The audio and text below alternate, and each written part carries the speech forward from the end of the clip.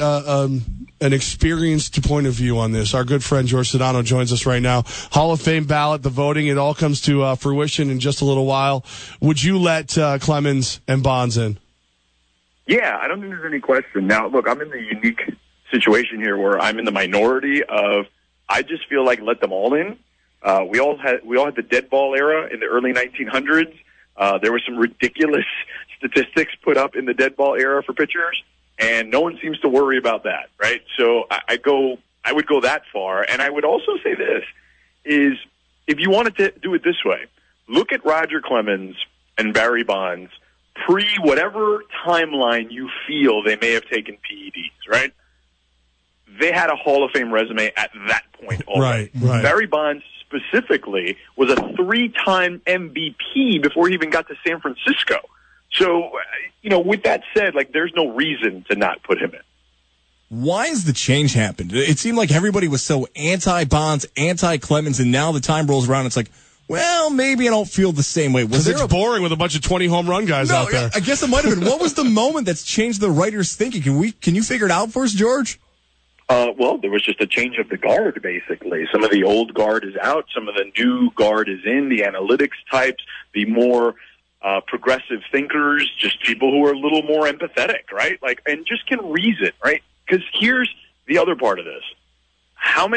We just talked about Bonds and Clemens. So the majority of the guys that we're talking about faced other guys who were on PEDs. Right. So the playing field was pretty level if you think about it. Look, were there guys that potentially didn't take PEDs? Yes, I would say I'm sure there were. But more times than not, my guess is all those guys in that era, or I shouldn't say all because I don't want to be definitive, but the majority of the guys in that era experimented with PEDs at some point. George Sedano with us mornings on ESPN in LA, and of course on ESPN2 for Sports Nation.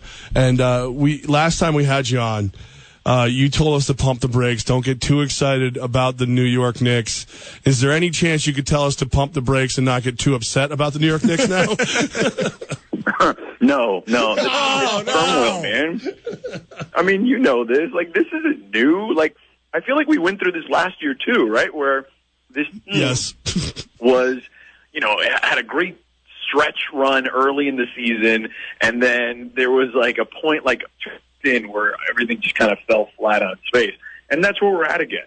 And it's worse now because you've spent big money on Joakim Noah, who is a shell of what he used to be, and he's not even as good as the guy you just had in Robin Lopez. That's the amazing part to me. A guy who was cheaper, younger, and better at his job than Noah was in New York, and he's no longer there. With that said, the Derrick Rose situation, you really just don't know what you're going to get out of him. And I would find it hard to believe. I heard him say the other day, right? He wants a $150 million max deal. I don't think there's anyone in the NBA who would be dumb enough to give him that deal. And I haven't even mentioned the fact that Carmelo Anthony is, a shell of what he used to be too. I mean, he's got moments where he can still be this scorer, but at 34, 35 years old or whatever he is, he's not the player he once was, and he never was a good defender to begin with. So here's my biggest issue with the Knicks and Phil Jackson, is when Phil got there, what was it, 3 years ago now? Mm-hmm. He had the equity at that time as the native son returns, right? That great storyline. Here's the guy that won the championships in the 70s. He's the winningest coach of all time as far as championships are concerned. He's going to save the day. Well, at that point, he needed to just tear the whole thing down. He needed to tell Carmelo, hey, Chicago's offering you $85, $90 million. All right, see you later. Go ahead. Enjoy that. We appreciate your time here. You're just not going to fit the timeline.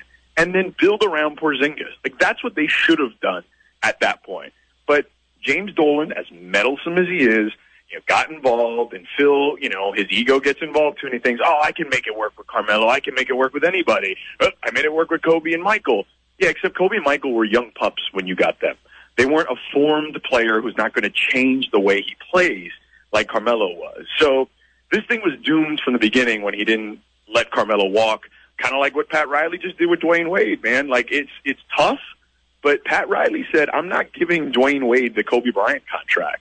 I'm not giving him the 2-year, $50 million deal I'd rather rebuild if that were the case. And that's tough love, but that's business. And Phil, unfortunately, doesn't understand the business aspect of this just yet. It feels like the Syracuse side of me, but I'm always defending Carmelo Anthony, so I'm never going to blame Melo for something, although I get what's happened on the court and this team hasn't won. But even Levac is sided with me and feels like Phil has to be the one to go now. Is it a Phil Jackson only problem, and how much time does he have left in New York? Well, he's got the opt-out this year, right? So he could be gone as soon as a few months from now. Now, the interesting part is this, and this was something that played out today in L.A., was Jeannie Buss met with Magic Johnson yesterday. Now, Magic's obviously an ambassador to the team, even though he doesn't own a part of the team anymore. He's one of the Dodgers owners, obviously. But he's the most important player, I think, in Laker history. Him and Jeannie go way back, obviously, since she's part owner and president of the team. And she met with him for dinner last night at the arena, and they were hanging out at the arena. And what I decided to take out of that was, just kind of thinking about Magic and some of the stuff he said in the past. He's never been a big fan of Jim Buss, who is Jeannie's brother, who's running the Lakers organization. And there's this alleged timeline that Jim Buss has created for himself where if in 3 or 4 years of him taking over, they weren't going to, be in the conference finals or something ridiculous like that, that he would step down. And there's a thought that Jeannie will hold him to that. And it all kind of lines up, despite the fact that they're broken up at the moment, with Phil's opt-out. So could that be the return of Phil Jackson to L.A.? Maybe. People here aren't necessarily ruling it out. Some people don't feel like it's going to happen. We talked to Ramona Shelburne this morning on the radio show, and she felt like, that it wasn't possible. I'm not that dismissive of it. I think anything's possible in this situation. So maybe Phil does leave. The Knicks are kind of stuck with Carmelo because they just can't get anything. Right. Not anything of value. Right. George Sedano with us. George, did you see the fun story that came out of the Cap region with the Siena head coach Jimmy Patsos handshaking the air? I did not. I haven't seen it. Was that today? Last night's game. So it was a very chippy game. Big fight breaks out. Patsos goes to walk over to the rider bench, and by the time he gets there, they've left. So he just walks through and does handshakes with the air. That's actually really funny. Right. I would totally do something like that. I think that's great. He's been reprimanded, and Scott Van Pelt called him a name. I was like, dude, that's the best idea I've seen all day. George, we're going to send it over to you. Weak sauce on Van Pelt.